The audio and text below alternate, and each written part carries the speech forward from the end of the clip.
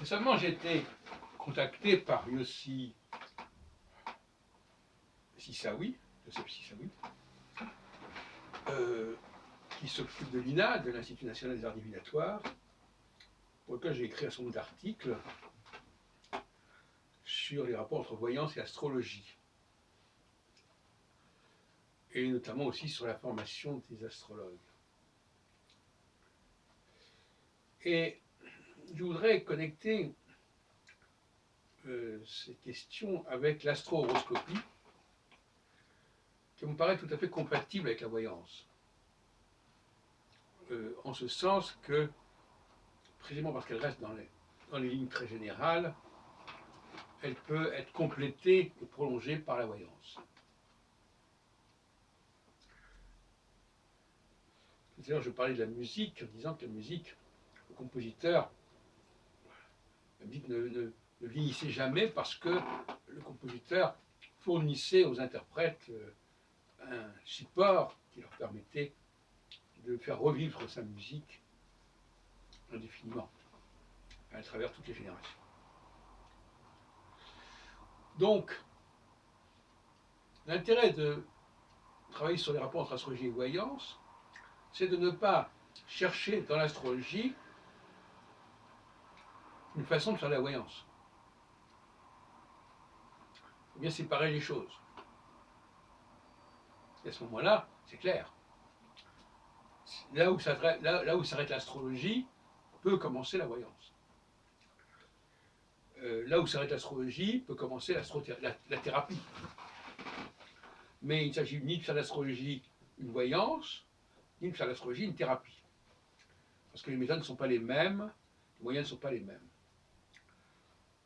Vous voyez que lorsqu'on est bien circonscrit dans son créneau, ça permet au contraire des synergies avec d'autres domaines.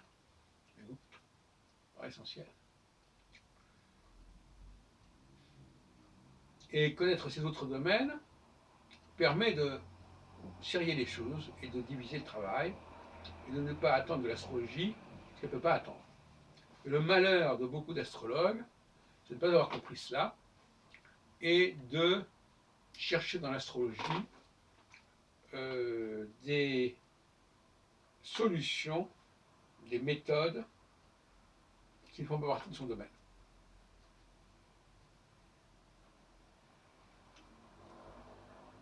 Alors se pose aussi la question de la formation des voyants. Alors certains semblent s'indigner lorsque l'on prépare les voyants, et les astrologues d'ailleurs aussi, à leur activité professionnelle. Alors, nous avons bien connu ce problème dans notre faculté libre d'astrologie de Paris, parce que quand des gens nous téléphonaient, on leur demandait s'ils souhaitaient être astrologues ou simplement se servir de l'astrologie pour leur propre activité personnelle, pour leur propre connaissance d'eux-mêmes. Et selon la réponse, on les envoyait pas, on les traitait pas de la même manière.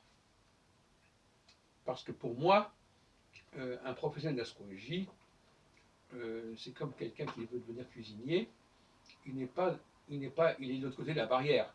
Ce n'est pas un client qui vient au restaurant. Il a des choses à connaître et à comprendre qui ne sont pas nécessaires à la personne qui veut simplement consommer de l'astrologie. Alors, effectivement, certains peuvent s'offusquer des conseils qu'on peut donner aux futurs praticiens. Et j'en ai déjà parlé d'ailleurs récemment avec un de mes amis, astrologue, en leur disant que l'astrologie est un mode d'information, mais aussi de communication. C'est-à-dire que lorsque les gens viennent vous voir, moi je ne donne pas de consultation, je dis tout de suite. Lorsque les gens viennent vous voir, ils croient en l'astrologie, ils ont besoin de croire en quelque chose, et l'astrologie permet, on a plus de choses dans la voyance, elle permet simplement de faire passer certains concepts de bon sens par le biais de l'astrologie, parce que la personne a besoin de s'accrocher à quelque chose. Donc, il ne s'agit pas forcément pour le praticien en astrologie de croire en l'astrologie pour éviter ce qu'on appelle le contre-transfert, c'est-à-dire d'être prisonnier de la croyance du client. L'astrologue n'a pas à avoir les mêmes croyances sur l'astrologie que son client. On a dit c'est extrêmement fâcheux, j'ai déjà dit depuis plus de 30 ans, c'est pas comme ça que ça doit se passer. Je dis ça parce qu'en 1994, j'ai publié une nouvelle édition de Clé pour l'astrologie, où je développais la notion de cosmothérapie. La cosmothérapie, ça consiste à utiliser le langage de l'astrologie pour faire passer des conseils de toutes sortes qu'on peut avoir envie de transmettre à son client, à son consultant.